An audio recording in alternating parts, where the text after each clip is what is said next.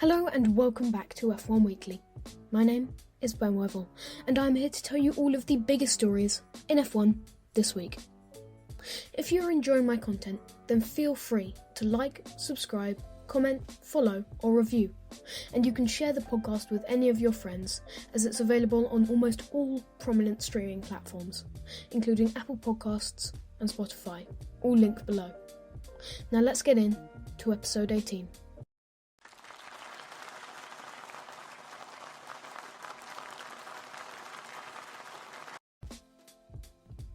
At the start of the week, we saw the star-studded Aston Martin, Alpine and Mercedes launches, and at the end, we saw a failed launch by Williams and a livery reveal by Haas.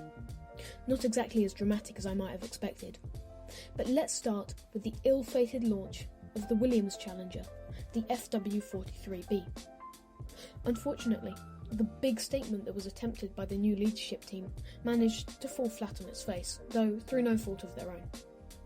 Before the team could reveal the car, the augmented reality app that Williams were using was hacked, leading to the scrapping of the idea. It is really rather an embarrassing circumstance, but luckily, Williams came up with other plans, deciding to release photographs of the car instead. An upside to this is that at least rival teams will be unable to scrutinise the motor as thoroughly as they may have wanted. But, like other teams, many of the parts used in the previous car have been implemented into the FW43B, so the opinions of the drivers themselves are rightly considered more interesting.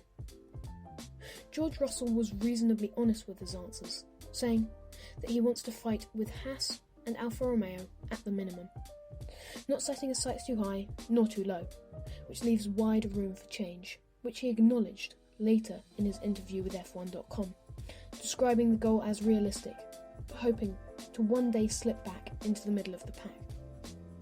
Latifi also seems quite optimistic, explaining that he is ready to drive in a different way, and hopefully positively. On the Haas side of things, Russia has officially entered the chat, with the new Haas livery looking more like a shrine to the nation than a car. But seeing as Russia's flag has been banned from all sporting events at championship level until 2022, after the whole doping scandal, the clear Russian flag with a swoosh to make it not look like a Russian flag is not being called a Russian flag.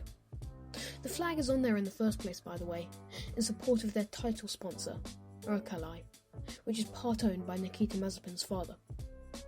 However, this unveiling is not actually a launch, as they have decided to roll out the VF21 in full in Bahrain right before pre-season testing.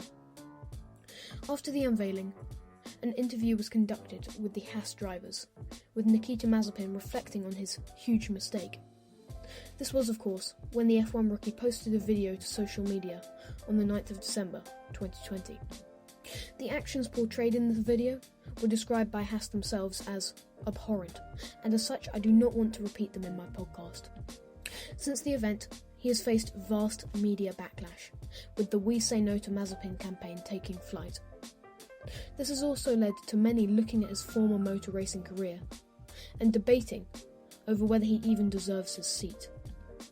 Off and on the track, he has behaved very recklessly, and, in my opinion, he is clearly one of the worst choices from a pool of budding F2 stars that I have ever seen.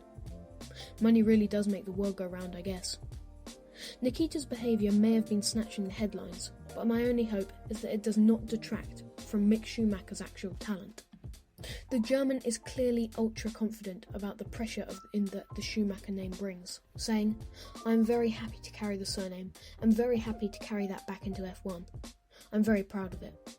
The F2 champ seems as cool as a cucumber, and I hope that he can make a big splash in F1.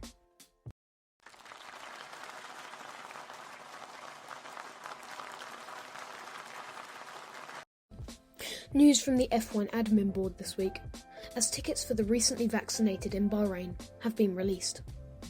Despite no promises of packed grandstands at every race, more people means that at least some of the F1 atmosphere will finally be regained.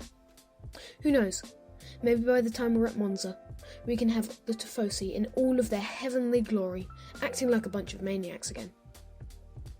But as well as tickets being confirmed, the May the 2nd race slot has been officially made Portugal, after many months of speculation. Let's hope that it can be as thrilling as the incredible overtaking littered Portuguese Grand Prix of last year. And finally, in the admin corner, F1 have revealed the official safety cars for the 2021 season, with Aston Martin stepping up alongside Mercedes to take on the safety car duties. This is actually the first time in more than 20 years that Mercedes have had a different car manufacturer on the safety roster. Mercedes' safety and medical cars will both be painted red this year for some reason, and are the AMG GTR and the C36S respectively, and Aston Martin's will be the simply named but undeniably cooler looking Vantage and DBX cars once again respectively, which can both go from 0 to 60 in under 5 seconds. I'm sure you won't find Lewis complaining about the safety car being so slow this year. And that is our F1 administration section over. So let's move on to the last piece of news this week.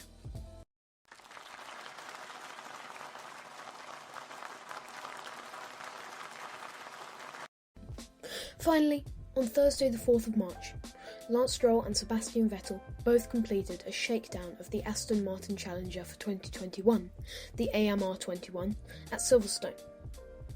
They completed 100 kilometres of driving in the wet, getting used to not only the tough conditions that they may have to face this season, but also the 2021 machinery, especially for new driver Sebastian Vettel, who needed to leave his Ferrari boots at the door to get to grips with the vastly different controls. With pre-season testing now only a few days away, all of the drivers on the F1 grid will need to get their game faces on in preparation.